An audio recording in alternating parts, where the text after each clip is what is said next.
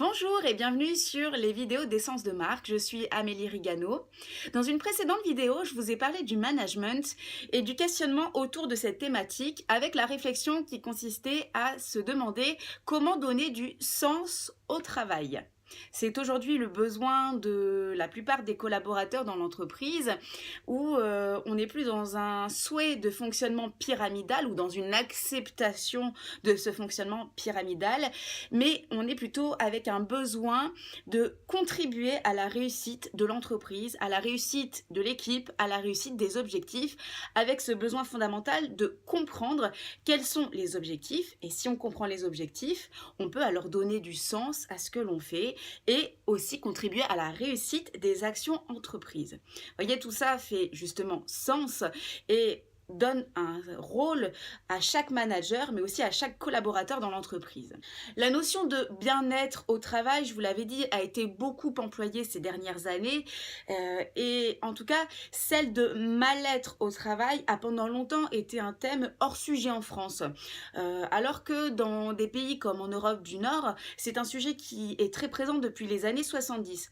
Pourquoi? Eh bien, tout simplement déjà par rapport à des raisons économiques. En Europe du Nord, depuis plus longtemps, on a été en situation de plein emploi, ce qui n'est pas le cas et ce qui n'a pas été le cas dans nos pays. Puis il y avait cette notion que souffrir dans le travail, c'est bien, c'est un peu salutaire. Et même encore aujourd'hui, alors que les choses évoluent, avoir l'air heureux au travail, ça peut sembler un peu suspicieux. Une personne qui est heureuse dans ce qu'elle fait, dans son travail, ça semble encore curieux dans notre culture française. Je ne sais pas si vous êtes d'accord avec ça, mais force est de constater que beaucoup de gens ne sont pas forcément très souriants ou très heureux en allant au travail le matin, alors que d'autres le sont. Je vous l'avais dit, un outil, ça ne remplace jamais un process. L'humain est toujours au cœur du process. L'outil, lui, vient servir l'humain. Donc l'humain, en lui-même, est primordial et au cœur de cette question. Le problème du bien-être au travail ne peut pas évacuer non plus le problème de la santé psychologique au travail. Et c'est là qu'intervient votre rôle également de manager. Vous allez me dire, oui, je suis manager, je ne suis pas psy. Et c'est vrai. Il n'empêche qu'aujourd'hui, le rôle du manager étant essentiellement de donner du sens au travail pour aller chercher l'essence de la performance de ses collaborateurs, eh bien, le manager doit se poser la question, qu'est-ce qui fait qu'un individu est bien dans son travail? Qu'est-ce qui fait que ce collaborateur est bien ou sera mieux dans son travail? On peut aller tirer des éléments de la psychologie positive. Le premier élément que j'aimerais souligner avec vous, c'est cette porosité entre la vie professionnelle et la vie personnelle. Autrefois, hein, vous le savez, je vous apprends rien, on me disait laisse tes soucis à la porte d'entrée de l'entreprise. Alors, petite précision, ça existe encore, puisque j'accompagne des personnes qui me disent que leur chef d'entreprise emploie encore ces termes. Bon, on en trouve de moins en moins, et si c'est quelque chose que vous avez tendance à dire sans méchanceté, mais que vous dites encore, je vous conseille vraiment de mettre au rebut ces phrases-là, parce que ça n'a plus aucun sens aujourd'hui. Les gens viennent avec ce qu'ils sont, viennent avec leur histoire, viennent avec leur bagage, et ce n'est pas parce qu'ils ont des soucis qu'ils seront moins performants, dans la mesure où ils peuvent être performants s'ils sont accompagnés et si on comprend justement qu'il existe des liens entre leur vie personnelle et leur vie professionnelle. Donc il y a une certaine porosité entre la vie pro et la vie perso, et en tant que manager, en tant que dirigeant, il vous faut l'admettre et le comprendre. Vos collaborateurs ne viennent pas comme une page blanche sans histoire quand ils entrent dans l'entreprise le matin.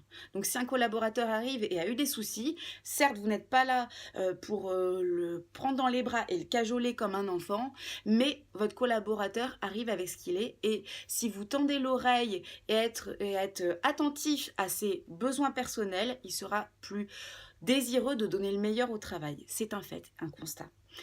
Deuxième point, pensez aussi à tout ce qui tourne autour du travail. Alors c'est vrai qu'il y a des entreprises, selon leur taille, selon leurs moyens, vont donner des choses plus ou moins importantes. Ça peut être la table de ping-pong, le baby-foot dans la salle de pause.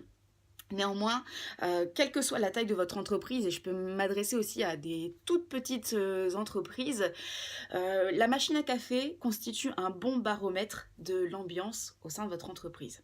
Qu'est-ce qui se passe autour de la cafetière, autour de la machine à café, dans votre entreprise, dans vos équipes, et si vous êtes manager, auprès de vos collaborateurs, qu'est-ce qui se passe autour de ce café?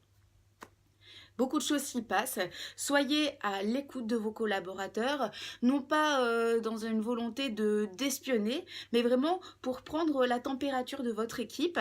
C'est vraiment un point important, puisque le café ou la pause thé, ce que vous voulez, permet de délier les langues, mais également de faire part des tensions ou justement des choses positives qui se passent, des attentes de votre équipe et de l'entreprise.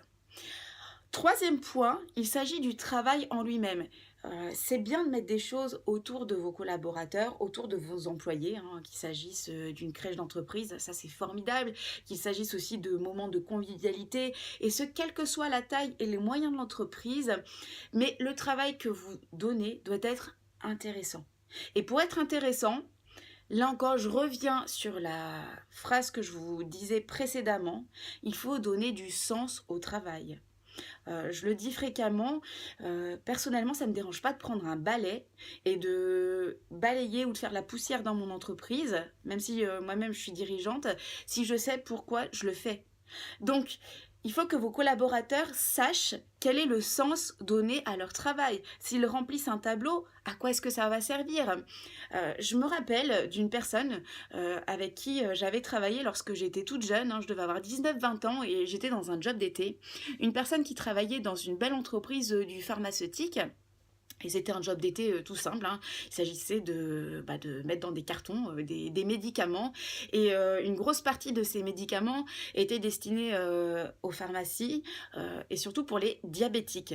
Et je me rappellerai, je crois, toute ma vie de cette personne qui avait fait ce travail de magasinière pendant des années, qui était toute heureuse et qui chantait dans l'entreprise du soir au matin. Et quand je lui avais posé des questions sur son métier, elle m'avait parlé de manière passionnée en me disant que son travail était juste génial, parce qu'elle sauvait des vies. Vous voyez, cette personne donnait du sens à son travail. Et j'ai trouvé ça formidable parce qu'elle ne faisait que mettre des médicaments dans des cartons. Mais elle savait où allaient ces cartons, elle savait où allaient ces médicaments et elle savait quelle était la destinée de ces médicaments. Et oui, elle sauvait des vies en mettant des médicaments dans les cartons. C'est la raison pour laquelle elle, même sans avoir cette fonction de manager, elle manageait des jeunes comme nous qui mettions ces médicaments aussi dans les cartons en nous disant que nous ne devions absolument pas nous tromper sur les doses, ne pas oublier de médicaments parce qu'il y avait des vies en jeu. Le jour où, en tant que manager, en tant que dirigeant ou même en tant que collaborateur, comme cette personne, vous parvenez à encourager les autres, à donner ce même sens à leur travail, eh bien, votre travail deviendra intéressant et vous accompagnerez les autres aussi à donner de l'intérêt à leur travail. Vous voyez, cette notion de bien-être au travail va au-delà du sourire matinal, du bonjour, des bonnes manières. C'est réellement quelque chose qui va nourrir vos salariés et vos collaborateurs et vous-même en tant que manager de l'intérieur. À tout travail, on peut donner du sens et la question est la suivante, quel sens donnez-vous à votre travail ? La question, c'est souvent que les managers sont eux-mêmes les plus stressés et parfois sont aussi ceux qui, à un moment donné, peuvent perdre de vue le propre sens donné à leur travail, d'où l'importance parfois, et c'est bien, d'être accompagné pour redonner du sens et de l'éclairage à son travail et à sa fonction. C'est la raison pour laquelle, chez Essence de Marque, nous accompagnons des collaborateurs, des managers, des dirigeants et des équipes pour parvenir à redonner du lien, redonner du sens et redonner du dynamisme, du renouveau, une nouvelle image au travail. Je vous dis à très bientôt sur Essence de Marque.